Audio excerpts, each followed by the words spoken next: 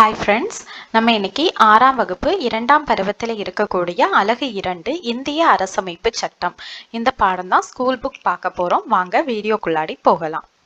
ஜனவரி 26ஆம் தேதி ஏன் நம்ம குடியரசு தினமாக கொண்டாடுறோம் அப்படின்னா அதுக்கு சில காரணங்கள் இருக்கு. முதல்ல நம்மளுடைய அரசமைப்பு சட்டம் 1950ஆம் ஆண்டு ஜனவரி 26ஆம் தேதி தான் நடைமுறைக்கு வந்தது. அதைத்தான் நம்முடைய குடியரசு தினமாக கொண்டாடுறோம். இது ஒரு ரீசன். ரெண்டாவதா நம்ம என்ன சொல்லலாம்னா 1929ஆம் ஆண்டு காங்கிரஸ் மாநாடு லாகூர்ல கூடுது. அந்த லாகூர் காங்கிரஸ் மாநாட்டுல முழு சுயராஜ்யத்தை அடைவது அப்படிங்கிற முழக்கம் வலுப்பெறுது. அதாவது பூர்ண ஸ்வராஜ் அப்படிங்கிற ஒரு முழக்கம் வலுப்பெறுது. இதை அடுத்து 1930ஆம் ஆண்டு ஜனவரி 26ஆம் தேதி முழு சுதந்திர நாளாக கொண்டாடப்படுது. இதுதான் பிறகு நம்மளுடைய குடியரசு தினமாக அறிவிக்கப்படுது. அடுத்தது அரசமைப்பு சட்டம். அரசமைப்பு சட்டம் அப்படின்னா ஒரு நாட்டிற்கு தேவையான அடிப்படை விதிகள், கொள்கைகளை உருவாக்கி அதை ஆவணப்படுத்துவதோடு மட்டும் இல்லாமல் தன்னுடைய குடிமக்களுடைய உரிமைகள், கடமைகள், செயல்பாடுகளை வரையறுக்க கூடியதான் அரசமைப்பு சட்டம். அந்த அரசமைப்பு சட்டத்துடைய துணையோடு தான் அந்த நாடு ஆளப்படுது. நம்மளுடைய இந்திய அரசமைப்பு சட்டம் தான் நம்மளுடைய நாட்டின் உயர்ந்தபட்ச சட்டமாக விளங்குது. இந்த அரசியலமைப்பு சட்டம் அரசியல் கொள்கைகளை வரையறுப்பது, கட்டமைப்புகள், வழிமுறைகள், அதிகாரம் இதை எல்லாமே விளக்குது. அரசு நிறுவனங்களுடைய கடமைகளை பட்டியலிடுவது, குடிமக்களுடைய அடிப்படை உரிமைகள் மற்றும் கடமைகளை நிர்ணயம் செய்வது, வழிகாட்டு நெறிமுறைகளை வழங்குவது, இதன் வழியாட்டு ஓர் ஒட்டுமொத்த கட்டமைப்பை தருவதாக இருப்பதுதான் நம்மளுடைய இந்திய அரசமைப்பு சட்டம். இந்திய அரசமைப்பு சட்டத்தை உருவாக்குறதுக்கு முதல்ல இந்திய அரசமைப்பு நிர்ணய மன்றம் அப்படிங்கிற அமைப்பு 1946ஆம் ஆண்டு உருவாக்கப்படுது. இந்த அரசமைப்பு நிர்ணய மன்றத்துல இந்தியாவுடைய பல்வேறு பகுதிகள், அரசியல் கட்சிகளை சேர்ந்த ஒரு 389 உறுப்பினர்கள் இடம்பெறாங்க. இந்த அரசமைப்பு நிர்ணய மன்றத்துடைய தலைவராக முனைவர் ராஜேந்திர பிரசாத் அவர்கள் தேர்ந்தெடுக்கப்படுறாங்க.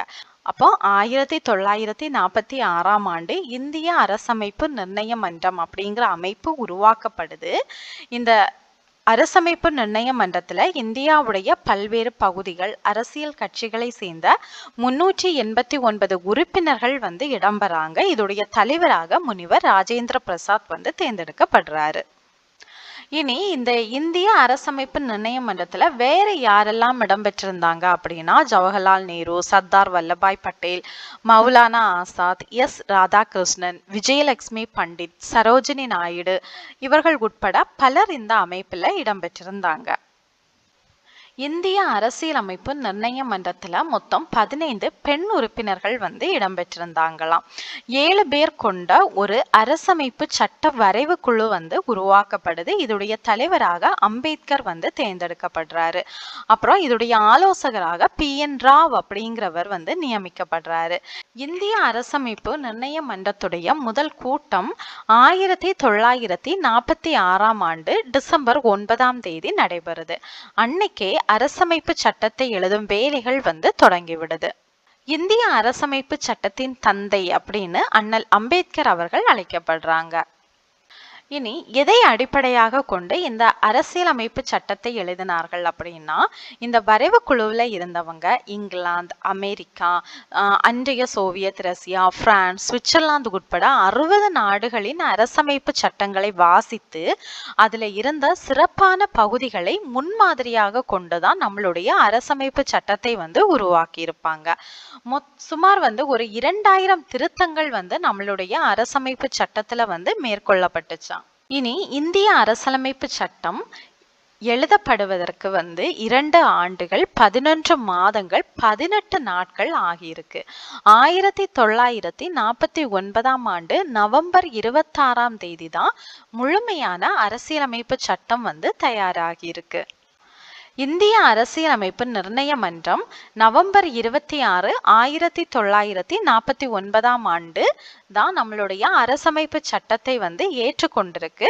அதனால அந்த நவம்பர் 26ஆம் தேதியை அரசமைப்பு சட்ட நாளாக நம்ம ஆண்டுதோறும் கொண்டாடிட்டு வரோம். நம்மளுடைய அரசியலமைப்பு சட்டத்தை உருவாக்குறதுக்கு மொத்தம் 64 லட்சம் ரூபாய் வந்து செலவாகி இருக்கு. நம்மளுடைய அரசியலமைப்பு சட்டத்தின் நோக்கம் என்ன அப்படின்னா, நம்ம அரசியலமைப்பு சட்டத்துடைய முகப்புரை வந்து ஒவ்வொரு இந்தியருக்குமான நீதி, தன் செயலுரிமை, சமத்துவத்தை உறுதி செய்வதோடு சகோதர தத்துவத்தையும் வலியுறுத்துது. இதுதான் நம்மளுடைய அரசமைப்பு சட்டத்தின் நோக்கமாக இருக்கு. முகப்புரைனா என்ன அப்படின்னு பார்த்தோம்னா, நம்மளுடைய அரசியலமைப்பு சட்டத்தின் முன்னுரை தான் முகப்புரை அப்படின்னு அழைக்கப்படுது. இந்த முகப்புரை வந்து நம்மளுடைய இந்தியாவை இறையாண்மை, சமத்துவம், மதச்சார்பின்மை, மக்களாட்சி குடியரசு அப்படின்னு வரையறை செய்து. இந்த இறையாண்மை அப்படிங்கிறது எதை குறிக்குதுன்னா, ஒரு நாட்டுடைய உச்சநிலை அதிகாரத்தை தான் நம்ம இறையாண்மை அப்படின்னு சொல்லுவோம். நம்மளுடைய அரசியலமைப்பு சட்டம் இந்திய மக்களுக்கு முழு அதிகாரத்தை வழங்கி இருக்கு. நாடாளுமன்றம், சட்டமன்ற உறுப்பினர்கள் வந்து மக்களால தேர்ந்தெடுக்கப்படுறாங்க. அப்படி மக்களால தேர்ந்தெடுக்கப்பட்ட அந்த உறுப்பினர்களிடம் நிறைவேற்றும் அதிகாரம் இருக்குது.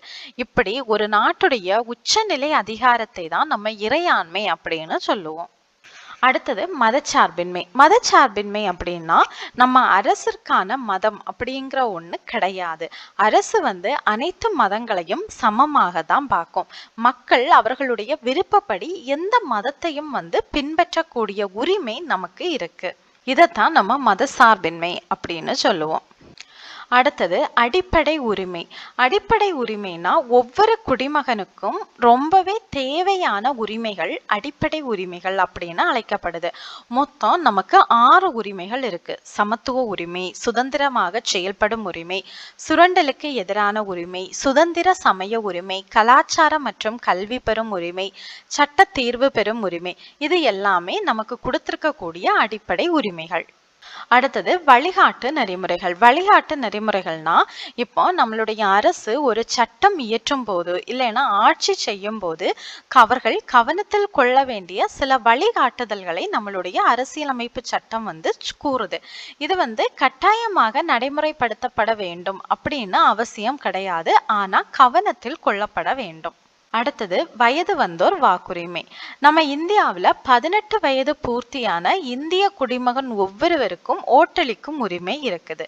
இந்த உரிமையை பெறுவதற்கு ஜாதி, மதம், பாலினம், பொருளாதார அடுக்கு எதுவுமே தடையாக இருக்க முடியாது.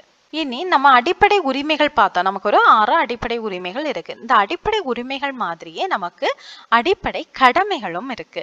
எதெல்லாம் பார்த்தீங்கன்னா, தேசிய கொடியையும் தேசிய கீதத்தையும் மதித்து நடப்பது, எல்லா குடிமக்களும் அரசியல் சட்டத்தை மதித்து பேணுவது, சுதந்திரத்திற்காக போராடிய நமது தலைவர்களை பின்பற்றி நடப்பது, நாட்டை பாதுகாப்பது, நாட்டுக்காக தேவைப்படும் போது சேவை செய்ய தயாராக இருப்பது, ஜாதி, மத, மொழி, இன எல்லை கடந்து அனைவரும் சகோதர மனப்பான்மையுடன் இருப்பது, நமது பழம்பெருமை மிக்க பாரம்பரியத்தை காப்பது, காடுகள், நதிகள், ஏரிகள் உள்ளிட்ட இயற்கையையும் வனவிலங்குகளையும் பாதுகாப்பது, அறிவியல், மனிதாபிமானம், சீர்திருத்த உணர்வுகளை வளர்ப்பது, வன்முறையை தவிர்த்து அரசு சொத்துக்களை பாதுகாப்பது, குழந்தைகளின் பெற்றோரோ அல்லது பாதுகாவலரோ தமது குழந்தைகளுக்கு கல்வி வாய்ப்புகளை 6 முதல் 14 வயதுக்குள் தருவது.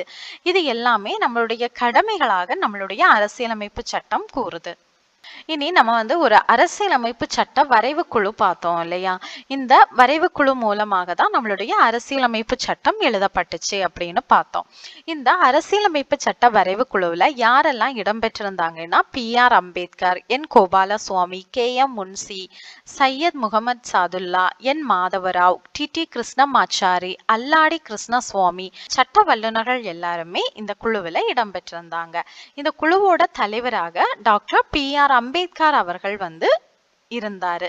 இவர் தான் அரசியல் சட்டத்தை உருவாக்கிய முதன்மை வடிவமைப்பாளராக கருதப்படுறாரு. அதனாலதான் நம்மளுடைய அரசியலமைப்பின் தந்தை அப்படின்னு சொல்லிட்டு டாக்டர் PR அம்பேத்கர் அவர்கள் அழைக்கப்படுறாரு. நமது அரசியலமைப்பு சட்டம் உருவான போது மொத்தம் அதுல 395 உறுப்புகள், 22 பகுதிகள், 8 அட்டவணைகள் இடம்பெற்றிருந்துச்சு. ஆனா இப்ப 448 உறுப்புகள், 25 பகுதிகள், 12 அட்டவணைகள் இடம்பெற்றிருக்கு. நம்மளுடைய அரசியலமைப்பு சட்டம் 2016 செப்டம்பர் 16ஆம் தேதி வரைக்கும் 101 முறை திருத்தப்பட்டுள்ளதாம். இந்திய அரசமைப்பு சட்டத்துடைய உண்மை பிரதிகள் ஹிந்தி, ஆங்கில மொழியில நாடாளுமன்ற நூலகத்துல ஹீலியம் வாயு நிரப்பப்பட்ட பேழையில் வைத்து பாதுகாக்கப்பட்டு வருகிறது. ஓகே ஃப்ரெண்ட்ஸ், இந்த வீடியோ உங்களுக்கு ரொம்பவே யூஸ்ஃபுல்லா இருக்கும்னு நம்புறேன். இந்த வீடியோ உங்களுக்கு பிடிச்சிருந்தா இந்த வீடியோவை லைக் பண்ணுங்க, சேனலை சப்ஸ்கிரைப் பண்ணுங்க. தேங்க்யூ.